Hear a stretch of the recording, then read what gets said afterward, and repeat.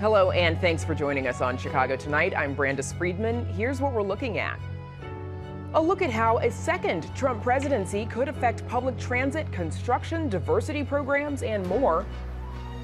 Plus, local reaction to the president-elect's health department cabinet picks and what it could mean for Illinois.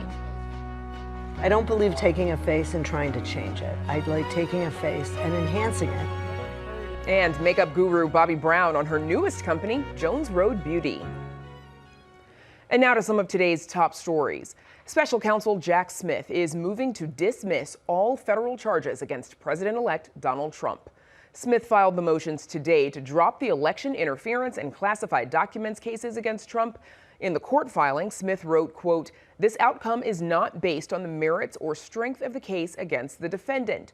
Trump celebrated the move today on Truth Social, saying in part, quote, "These cases, like all of the other cases I've been forced to go through, are empty and lawless and should never have been brought. Over $100 million of taxpayer dollars has been wasted in the Democrat Party's fight against their political opponent, me."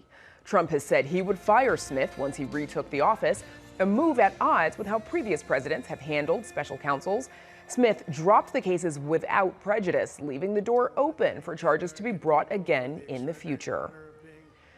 The Chicago mayor's office says it will keep 162 vacant positions in the Chicago Police Department after all. The move comes after multiple agencies criticized plans to eliminate the positions in next year's budget. The city made the announcement just hours after the Community Commission for Public Safety and Accountability expressed the same concerns as both the federally appointed independent monitor overseeing the consent decree and the Illinois Attorney General. Critics say the proposed cuts of both civilian and sworn positions were concentrated in units that would work directly on reform that is required by the consent decree. The mayor's office says it plans to propose a budget amendment to restore those positions to the budget. The Chicago Bears stadium saga takes a new turn today. Team officials are announcing they've reached a tentative agreement on a property tax deal with the village of Arlington Heights, according to multiple reports.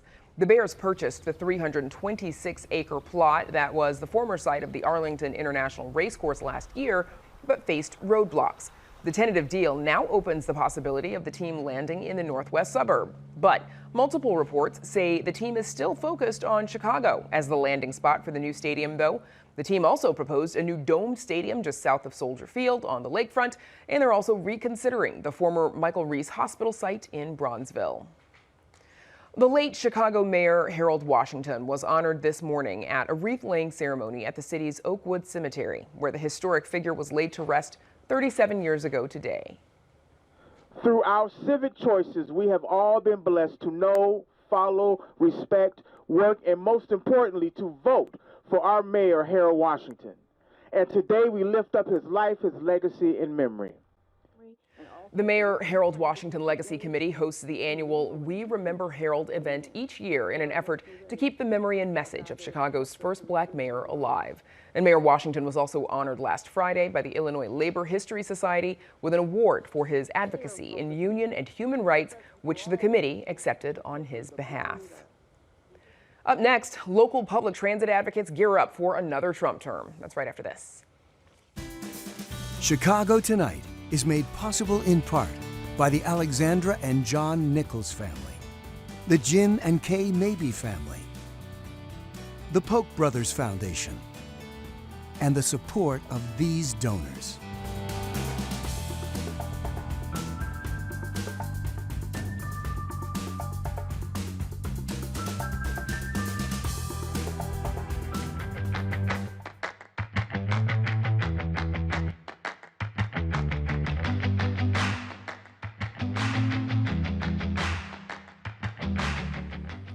Local leaders are scrambling to figure out how a second Trump presidency could affect Chicago and Illinois. Mass deportations and massive cuts in federal spending are top of mind for many, but there's another key area: how residents get around day in and day out, in particular on public transit. Our Nick Blumberg has been looking into this and joins us now with more. Nick. Well, Brandis, let's start with the big ticket item that's on a lot of people's minds. That is, of course, the Red Line extension that is set to finally bring a CTA rail line all the way to the far south side of the Chicago past its current endpoint at 95th Street. Now, that's a 5.6-mile addition. It's relying on $1.9 billion, billion with a B, in federal funding. The hope is construction will start next year sometime. Right now, the CTA and their federal counterparts are hurrying to get the final approvals done and an agreement in place before President Biden leaves office in January. CTA officials say they're in the final phases of locking down the grant money, and they're confident it'll happen. Now, it's an interesting coincidence. Final approval for federal funding of that massive red-purple modernization program that's going on the north side right now, that came through, as it happens, at the very end of the Obama administration. Despite Trump taking office, there have not been any problems with the promised federal money coming through on schedule, so transit officials are pretty confident that'll be the case here, despite big promises to slash government spending. Nick, could some of those big cuts affect future transit projects? Well, it's certainly possible. During the last Trump administration, there was a push for the U.S. Transportation Department to get rid of the infrastructure grant program that funds things like the Red Line extension, like the red-purple overhaul. Now, a former Transportation Department official wrote in the transit section of the controversial Project 2025 document that the grants are, quote, another example of Washington's tendency to fund transit expansion rather than maintaining or improving current facilities. Because Americans have demonstrated a strong preference for alternative means of transportation rather than throwing good money after bad by continuing federal subsidies for transit expansion, there should be a focus on reducing costs that make transit uneconomical. While Trump tried to distance himself from Project 2025 during the campaign, he's now appointed numerous people who contributed to it to government posts. But Brandis, even with opposition to the grant program from some conservatives, it's had bipartisan support on Capitol Hill for the kinds of reasons you can imagine. It creates jobs and improves local infrastructure in lawmakers' districts or home states. There's also some money available through the bipartisan infrastructure law, though that's only through 2026. So besides funding, what else are transit leaders concerned about? Well, even if funding doesn't go away entirely, the administration could make some quiet changes that end up having a big impact.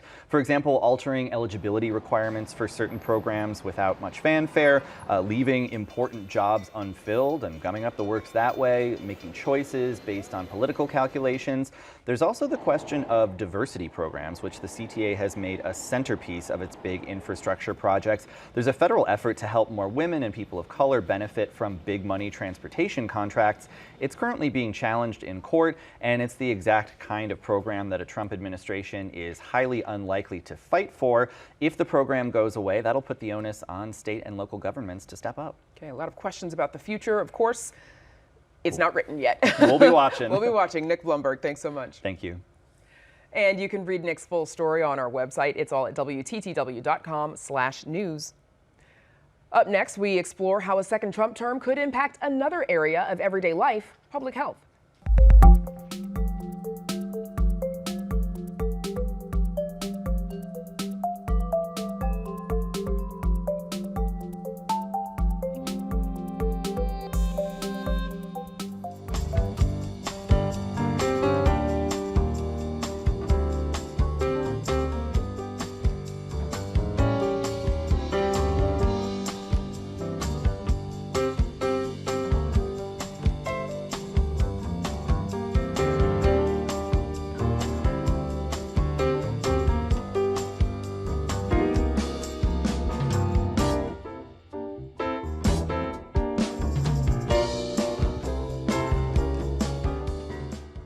Many of President-elect Donald Trump's cabinet picks are raising eyebrows.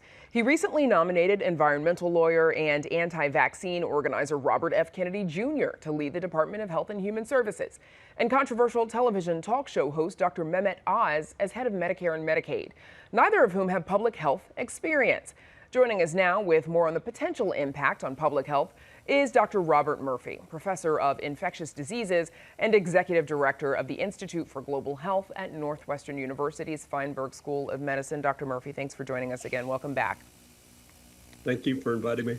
So what was your reaction to President Trump's selection of RFK Jr., Robert F. Kennedy Jr., to lead this department? Well, it's really, I'm horrified because this is a person who is completely incompetent in this area. He's a vaccine denier. He's stated it publicly. He says he's walked it back a little bit. I guess it's a little bit too much for people to absorb right now. But this is a person with no public health background, no real vaccine knowledge, who is going to be running one of the biggest departments in the United States, the Department of Health and Human Services. People don't realize how much is encompassed here. The NIH, the CDC, the FDA, all that and more is under this person's purview. It's an incredibly important post, and this person is completely unqualified. You mentioned CDC and FDA, so let's look at some of his other choices for other agencies. Got Dr. Dave Weldon as the nominee for CDC, for Centers for Disease Control and Prevention, Dr. Jeanette Neshawat for Surgeon General, Dr. Marty McCary for Food and Drug Administration, Dr. Mehmet Oz for Medicare and Medicaid, and Dr. Jay Bhattacharya for NIH, National Institutes of Health. What are your thoughts, concerns with some of these picks? It's a mixed bag. First of all, Dave Weldon, who is a physician, was in Congress for, I think, 12 years, is a firm believer that there are ingredients in vaccines that cause autism. He was a founding member of the Congressional Autism Caucus. This has been disproven time and time again. This is completely non-scientific. So here's a person with a little knowledge who has really gone off the plank. He doesn't know what he's talking about, and he's going to be in charge of the Centers for Disease Control, which a lot of it has to do with recommending vaccines.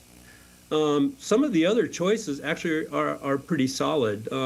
Dr. McCary for head of the FDA, surgeon at Johns Hopkins with a master's in public health from the Harvard School of Public Health, who's also a member of the National Academy of Medicine, a very respectable person, and I think he's pretty solid. Well, let's talk about him for just a minute, because Dr. Marty McCary, he has decried the overprescribing of drugs, the use of pesticides in foods, undue influence of pharmaceutical and insurance companies over doctors and government regulators. So some of that sounds fairly mainstream, reasonable. You say it's a mixed bag, so it sounds like some of these nominees you think could be suited for the job. I think they could, and I think he's one of the ones that is probably going to go forward. Having this kind of institutional change at the top and change in direction, this is normal. This is normal evolution of these gigantic departments. I think this would be a healthy change with him in charge of the FDA.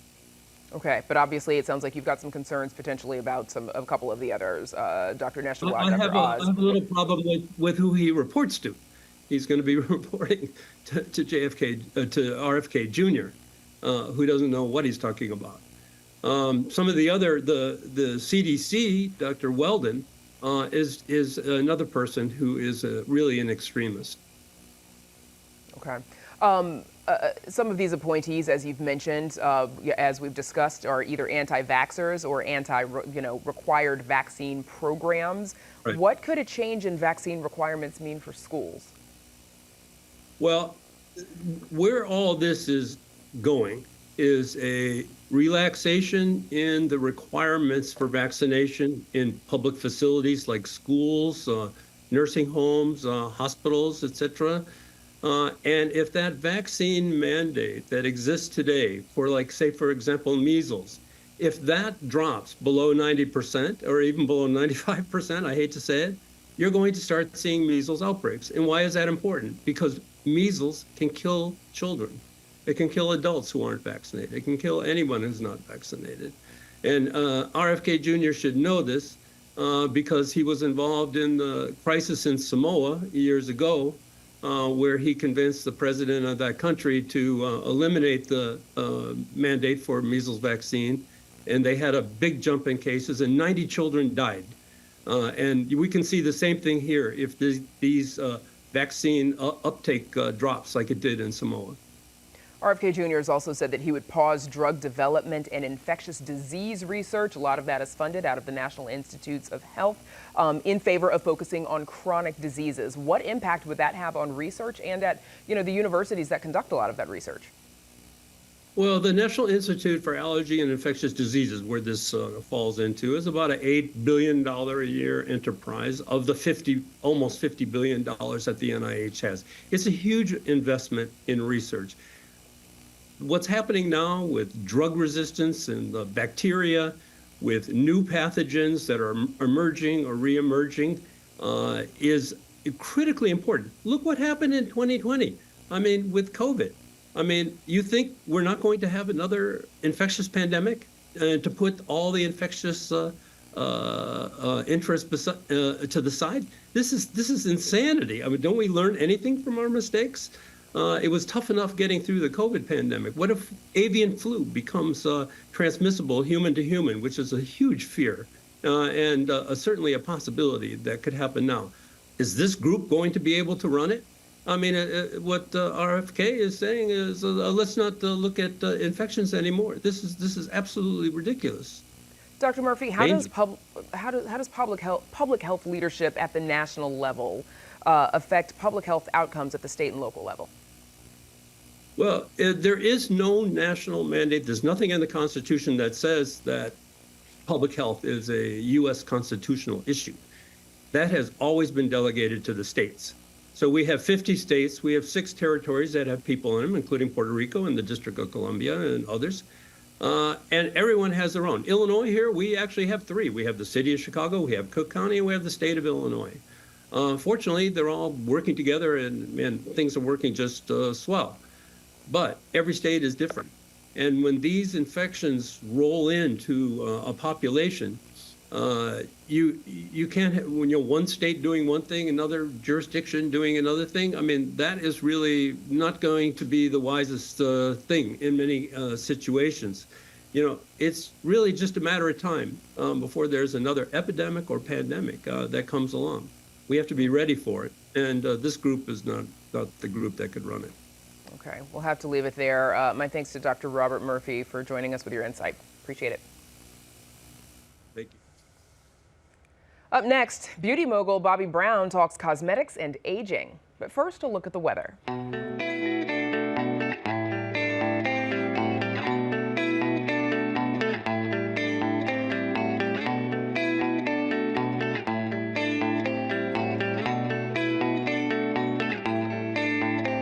Bobbi Brown has launched not one, but 2 billion-dollar beauty brands. The makeup maven has been a household name since the 90s. And now at 67, she's given her own business a makeover with the brand Jones Road Beauty, ringing in its 4th anniversary this year. And Chicagoland native and beauty mogul Bobbi Brown joins us now. Welcome. It's good to have you on Chicago Tonight. I'm so happy to be here. Likewise. So we know that you have created a legacy in the beauty industry, one that appeals to women of varying backgrounds and ages. Why would you say, or why do you think diversity has been such an important part of what you do? Because it's what our world is, right? It's what our world is. It was always important to me, no matter what your age, no matter what your skin color, that when you came to look at any makeup that I created, we had colors for you. To me, it was not like, it's not a trend, it's not a fad, it's just the way it has to be. And common sense. Common sense, right? That's something I feel like women of color especially, often say that they've struggled with. And I had a friend, a producer, who told me, for the longest time, she thought Bobbi Brown was a black-owned business just because they had so many colors available to women of color. Her moms and aunts all used Bobbi Brown. And so it seems like you said, that's just something that it just makes good sense to offer that. But not every company thought that way. No, but it didn't matter. I don't do things because I think they're going to sell. I do things because it's the right thing to do. Which is just a good rule to live by. Yeah. You founded, as we said, Bobbi Brown Cosmetics about 3 decades ago, a little more than. And then, of course, Jones Road Beauty 4 years ago after leaving Bobbi Brown back in, you said, 2017? 2016, I think. 2016-ish. How would you say the Jones Road customer of today is maybe different from the Bobbi Brown customer years ago? Well, I think the Jones Road customer is certainly educated, is cooler, is kind of just really knows what's going on out there, and are people that want to just look better. They're not looking to be made up. They're just looking to feel great and to look great. I'm not saying it's a more natural look, but it kind of is. You know, that's really how women are wearing makeup these days. They're not, you know, they're not overdoing it the way women did in the 90s. And that's also, but it's sort of been your approach, your aesthetic for most of your career, sort of calling yourself a beauty enhancer versus, you know, a makeup artist who puts on tons and tons. Right. I don't believe taking a face and trying to change it. I like taking a face and enhancing it. I'm someone that doesn't like contouring. I don't think anyone needs to contour their face. They just need to use makeup to bring out special things on their skin. How do you think the makeup industry, the beauty industry, has changed over the years? Well, it's grown immensely because besides all the, you know, the brands that have been around forever in the department stores, now there's brands that you can get at Anthropologie, you know, direct to consumer, freestanding stores. There's so much. When I was in the traditional marketplace, they were just the department store makeups, and now it's exploded, and a lot of people are makeup artists who have, and they all have brands. Some are pros, some are amateurs. You know, some are on social media. You yourself have taken to social media. How do you think that social media has impacted the industry? Well, I think it certainly brings this big giant world together, smaller. So, you know, the great thing about social media is it really doesn't cost anything, or it doesn't have to cost anything. You can get your message out there. You can show people what you're about, either by words or by pictures. And it just, you know, it makes your community, hopefully a very dedicated community, which is great. There are also some influencers, though, who have, you know, sort of a million different products to create a look and a million different steps. And then, you know, there's the response to that is, oh, I tried to make that look that, you know, this beauty influencer recommended and I look like a clown. Well, I think there's some people that have a really dedicated following that people trust them. And there's others that are constantly posting, you know, everyone's, and you don't know what to believe. So I tend to like my content creators to be people that truly love the brand. You're also all about sort of clean beauty. What does that mean? It means that Jones Road is a totally clean line. It means that anyone that was starting a makeup line, you know, in 2020, you know, it has to be clean. I mean, people care about what the ingredients, what you're eating, what goes in your body. People care about, you know, different ingredients. I've always been part of a traditional makeup company, but because I was starting a brand in a different world, I wanted to see what was possible clean.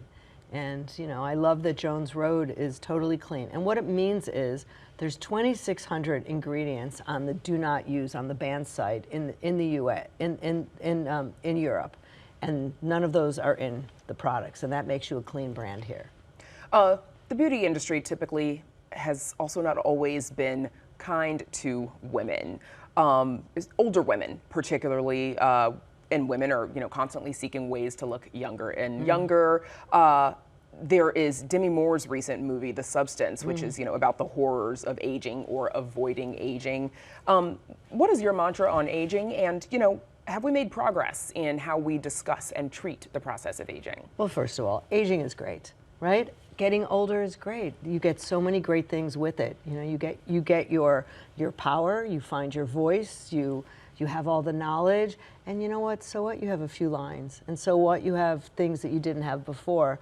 It doesn't matter. And my message to women is that always try to be the best version of yourself. And as we get older, it's more important to think about your body and what you put in your body and how you move your body than it is about, oh my God, this is changing, this is changing, this is changing. And you just want to be a healthier, better human. And it's just, remember, it's not about how you look, it's about how you feel you look. That's really important, to look at yourself in good lighting, good mirrors, and yes, have makeup so you could put it on so you just look better, especially on those tired days. Especially on those tired days. I know we've got a little bit of product here and just a few seconds left. Yeah. If you wanted to tell folks, this is the thing that you need from Jones Road Beauty, or if you have a face, this is what you need. Maybe it's on this tray, maybe it's one of the other products in your Bucktown store. Well, if you have not tried the product, I would say go try one of the Miracle Balms. We called it Miracle Balm for a reason, because it's a skincare and a makeup in one. It could be a tint to the skin, it could be a blush, it could be a lipstick, and it's a moisturizer. So It's really up to you, and it will absolutely, when you have no makeup on, you put it on, you say, I just look so much better. So that's a good starting point. It's like picking a child, isn't it? Oh, I have 3 sons, and I every day I like a different one better, but I like them all the same. It depends on how they're doing that day. Yes. All right, makeup maven, Bobbi Brown, pleasure to have you in the studio. Thank you so much for joining us. Thank you so much. And we're back to wrap things up right after this.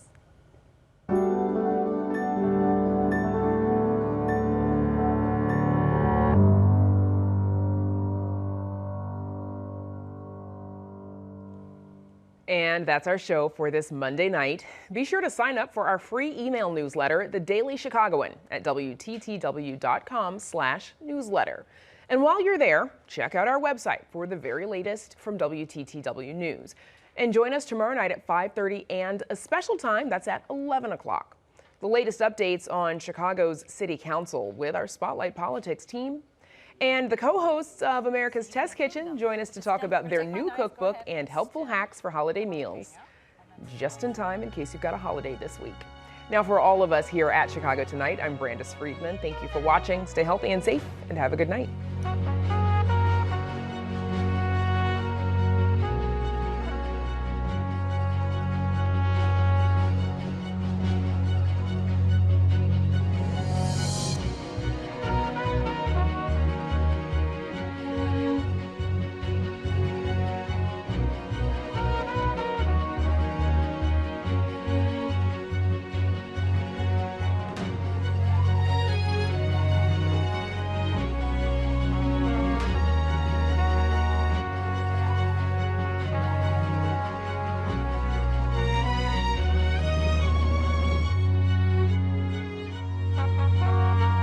Closed captioning is made possible by Robert A. Clifford and Clifford Law Offices, a Chicago personal injury and wrongful death firm that is proud to recognize its 20 attorneys, recognized in the 2025 edition of the Best Lawyers in America.